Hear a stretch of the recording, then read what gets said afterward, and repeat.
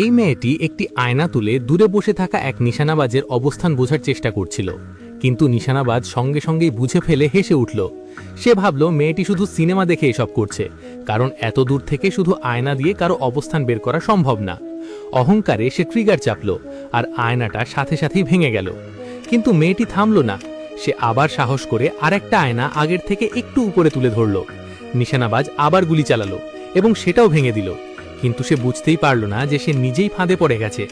গুলির দিক আর নিজের হিসেব নিকাশ দিয়ে মেয়েটি আন্দাজ করে ফেলল যে নিশানাবাজ প্রায় 2000 মিটার দূরে তার সামনে বাম দিকে লুকিয়ে আছে। সে এটাও বুঝে গেল যে ফ্রিজের ওপরের অংশটা নিশানাবাজের চোখের বাইরে। হঠাৎ তার মাথায় এক বিপজ্জনক পরিকল্পনা এলো। সে দ্রুত ফ্রিজের ওপর উঠে গেল, সবকিছু ঝুঁকিতে ফেলে লাফ দেওয়ার জন্য প্রস্তুত। এদিকে নিশানাবাজও কিছু অদ্ভুত বুঝতে পেরে তার ড্রাইভারকে এগোতে বলল। ঠিক তখনই তার চোখে এক নড়তে থাকা পর্দা পড়ল, আর সে সঙ্গে সঙ্গে সতর্ক হয়ে গেল। অভিজ্ঞ হওয়ায় সে ফাঁদটা বুঝে ফেলল। যেই সে আবার নিশানা নিতে গেল, মেয়েটি বিদ্যুতের গতিতে ফ্রিজ থেকে লাফ দিল। তার গতি এত দ্রুত ছিল যে গুলি তাকে ছুঁতে পারল না। সে জোরে সোফার পিছনে পড়ে গেল এবং অল্পের জন্য বেঁচে গেল।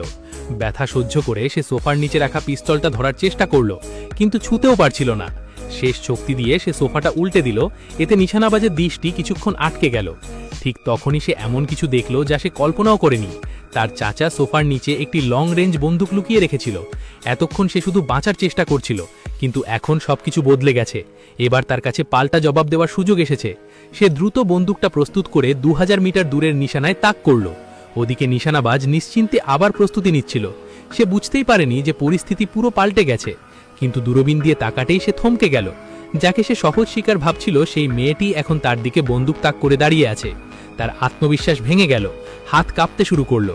সে ভয় পেয়ে আগে গুলি করার চেষ্টা করলো, কিন্তু এবার মেয়েটি তার থেকেও দ্রুত।